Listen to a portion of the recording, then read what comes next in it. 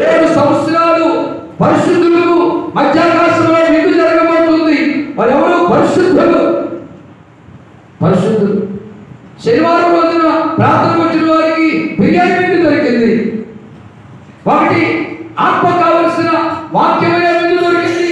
2 శరీరానికి కావలసిన ఆహారమనే విందు దొరికింది. ఎవరికి? ఇంటికాడ ఉన్న వాళ్ళగా? కొంతమంది సగం పట్టుకెళ్ళినట్టున్నారు. మరి ఎందుకో ఎవడే అక్కడ మాత్రం దొరకదు. సగం పట్టి పెడతావు, సగం ఇటు పెడతావు అంటే దొరకదు. 7 ఏళ్ళు పరిశుద్ధులకు మాత్రమే వారు మధ్యాకాశానికి ఎత్తబడతారు. మీ ఆయన పరిశుద్ధిగా లేదనుకోండి, విడవబడతాడు. శ్రమల కాలంలో, హింసల కాలంలో, అవి ఘోరమైన మహాశ్రమలు, ఆ శ్రమలో విడవబడతాడు. పరిశుద్ధులుగా ఉంటేనే, ప్రార్థనా పరులుగా ఉంటేనే, నీతిమంతులుగా ఉంటేనే, యథార్థులుగా ఉంటేనే మనము ఎలాగంట ఐస్కాల్లో పెడితే ఇనుమని ఫినిషర్ కానీ కొడుసులు కానీ పైనగా ఆకర్షించుకుంటారో అలాగే ఆ దేవుడు యేసు ప్రభువారు ఐస్కాల్తో వాళ్ళు ఎలా వచ్చిన తర్వాత నిక్కచ్చైన భక్తి కలిగిన వారు ఎత్తబడతారు. ఇటు ఆచారం చేసి, ఇటు కులాచారం, ఇటు మతాచారం, ఇటు లోకాచారం, ఇటు మూఢనమ్మకాలు, అటు అక్కడికి వెళ్ళి దండం, ఇక్కడికి వెళ్ళి గుండు, అక్కడికి వెళ్ళి పట్టు, ఇక్కడికి వెళ్ళి ఆచారం చేసిన వాళ్ళు నిక్కర్ చేయని వ్యక్తి కాదు. వాళ్ళు ఇలాగే తిరగబడతారు, ఇలాగే తిరగబడతారు. ఏమంటే నిక్కర్ చేయని వ్యక్తి చేసినారు వెళ్ళిపోతారు. ఎక్కడికి? మధ్యాకాశానికి ఇలా వెళ్ళిపోతున్నాడు. ఈ శరీరము బాబు కోసం ఊరిపోయి కింద పడుతుంది. ఆత్మ మధ్యాకాశానికి అంత చప్పటి జరుపుకుందాం. ఆత్మ మధ్యాకాశంలో యేసు ప్రభువుకి వెళ్ళిన తర్వాత అక్కడ 7 ఏళ్ళు పెండి విందు. తల్లి కూతురు పక్కన కూర్చున్నారు కదా, ఇద్దరంతా మంచం మీద పడుకుంటారు. అమ్మ కూతురు ఇద్దరు మంచం మీద పడుకుంటే మరి ఈ శాంతమ్మ కాలు పట్టుకున్నా కాలు జారిపోతుంది. ఎందుకంటే మరి అమ్మ రక్షణ పొందలేదు, వయసు వచ్చింది రక్షణ పొందలేదు. రక్షణ పొందకపోతే అలాగే ఉంటుంది. అమ్మో అమ్మో, అందుకే అక్కడ అన్నాడు, ఏళ్ళ శ్రమల రోజు పాపులంతా చేర్చి. అవునా? మనం ఇలా వెళ్ళిపోతున్నాం అనుకోండి, ఇలా వెళ్ళిపోతున్న పర్వతం అమ్మో అమ్మో అమ్మో అని నెత్తులో బాగుంటుంది. 5 నిమిషాలు చెప్పిన నేను రక్షణ పొందలేదు, 5 వెళ్ళిపోతున్నాడు, ఇక్కడ శ్రమలంట. అప్పుడు నెత్తులో బాదుకున్నా తెలియదు రాదు. అందుకే యేసు ప్రభు ఎవరి ద్వారా? అబ్రహాం గారి ద్వారా చెప్పించాడు. ఆ ధనవంతుడికి అబ్బాయి భూలోకంలో మోషే, ఏలియాలు ఉన్నారు, ప్రవక్తలు ఉన్నారు, సేవకులు ఉన్నారు. ఆ సేవకులు చెప్పిన మాట విని లాజరులాగా మారవలసి పొందితే, రక్షణ పొందితే లాజరు తిరిగి పరదేశం వచ్చేస్తాడు.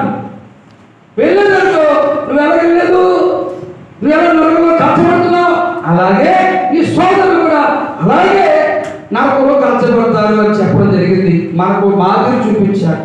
మరి ఇంకెప్పుడు మార్పు చెందుతారు మీరు? ఇంకెప్పుడు రక్షణ పొందుతారు మీరు? రక్షణ లేనటువంటి వారు యవనస్తులు. ఎవరి 12 సంవత్సరాల వయసు దాటిన ప్రతి యవనస్తులు కూడా రక్షణలోనికి రావాలి. 12 సంవత్సరాల కింద ఉన్నటువంటి వాళ్ళు బాలులు కనుక వాళ్ళు ఎప్పుడు చనిపోయినా, ఎప్పుడు రాకొచ్చినా వాళ్ళు ఎత్తబడతారు. ఈ యవనస్తులు మాత్రమే రక్షణ పొందకపోతే విడవబడతారు. కాబట్టి దేవజని గారు తెలియజేస్తున్నాను, మనసు మార్చుకోనండి, బుద్ధి మార్చుకోనండి, ప్రవర్తన మార్చుకోనండి, యేసుకి అంకితం చేసుకోనండి. దావీదు ఒక రోజులకు 7 మార్లు స్తుతించాడు, 3 సార్లు ప్రార్థన చేశాడు. ప్రతిరోజు నేను ఖాళీగా ఉంటే మందిరానికి వచ్చి ప్రార్థన చేస్తానని చేయిపోయి కదా ఎవరెత్తారు? ఖాళీగా ఉంటే పని లేకపోతే ప్రతిరోజు కూడా ఏం చేస్తారు? ఇంటి కూడా గాడులు కడతారా? గాడులు పని లేనప్పుడు ఏం చేస్తారంటే సోదు ముచ్చట్లు అయ్యాలేమో, ఆ గొప్పకి ఈ గొప్పకి వెళ్ళి సోదు ముచ్చట్లు అయ్యాలి. కొంపలు ఇలా ఉన్న వాళ్ళు ఎలాగైతే పెట్రోల్ పోసి తగలేసే మంట అలాగే గొడవలు పెట్టడానికి ఇలాగ పోవాలి. ఏం చెప్తావా నువ్వు? కూర్చున్నామ్మా మనమ్మా ఏం చెప్తా? ఇదో మొక్క దొరికింది, నన్ను కోసారు కదండి, నాకు రక్తం లేదండి, నన్ను నిర్వహిస్తారు కదండి, నా వల్ల పోతానండి. ఏం చెప్తాం? ఇంటికి వచ్చి తలుపుకి తాళం వేసి మందులో వచ్చి ప్రార్థన చేయి. అప్పుడు నీ పిల్లలు మారుతారు. నిన్ను బట్టి నీ పిల్లలు మాట్లా ఇక్కడ విగ్రహాపన చేయి, మందిరంలో వచ్చి ఏడ్చి ప్రార్థన చేయి. ఏడ్చి ఏం చేయాలంటమ్మా? ప్రార్థన. ఒక మాట మీకు చూపించి నేను ముగిస్తాను. సైడ్ అయిపోయింది. దేవుని స్తోత్రం. అమ్మో యేసు రక్తం వేయించే. సరే, ఈ మాటల తర్వాత కాబట్టి దేవుడి వాక్యం మనకు దీవించును గాక. ఈ రాకడ వరకు మరొకసారి నేను మీతో మాట్లాడతాను. నాకు దేవుడు తెలియపరుస్తాడు. ఈ సబ్జెక్ట్ చాలా డీప్గా వెళ్ళాలి. అర్థం అవ్వాలంటే, మీకు అర్థం కావాలంటే చాలా లోతుగా వెళ్ళాలి. మరొకసారి ఆత్మదేవుడి ప్రేమ మాట్లాడదాం. ఒక పాట పాడుకున్న తర్వాత, కానుకలు పట్టుకున్న తర్వాత సాక్ష్యాలు వచ్చేవారు.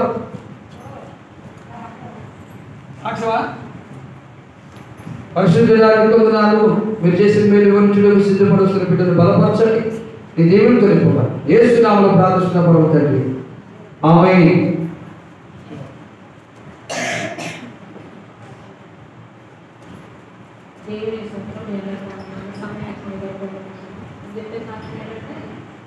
పోయిన వారం కాకుండా అంత ముందు వారంలో బాగా పక్కనే పెట్టింది. కావాలంతా బాగా నింపి పైకి కింద దాకా ఒకటే నింపడుతుంది.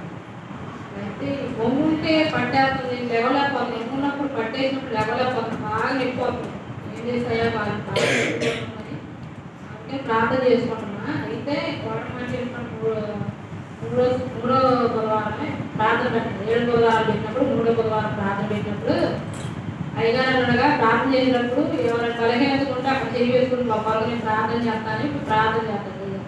నాకైతే బాగా నొప్పి అవుతుంది. ఒంగోలు లేచినప్పుడు బాగా నొప్పి అవుతుంది. సయ్యా మరి ప్రొప్పం బట్టి తండ్రి తగ్గిపోతే మరి సన్నిధిలో నేను సాక్షులు చెప్పుకుంటానయ్యా అనుకొని ప్రార్థన చేసుకుంటున్నా. పోయిన వారి సంస్కారం తీసుకుంటా. దేవుడి శరీరం తినేటప్పుడు అయ్యా నా బలహీనం తీసివేయ్యా, నీ రక్తంతో చేసేయా, నా బలహీనం పోతే సన్నిధిలో సాక్షులు చెప్పుకుంటానయ్యా అని అనుకొని ప్రార్థన చేసుకున్నా. దినదినం మరి ప్రార్థన చేసుకుంటున్నాను.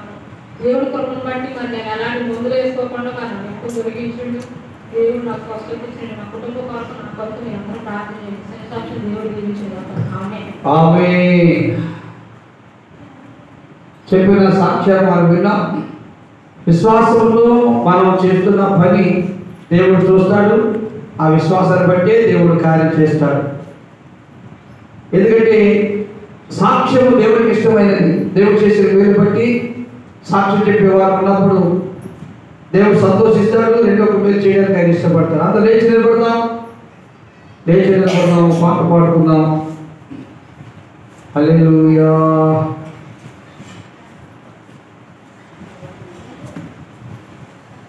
ఎలా పాడతారా?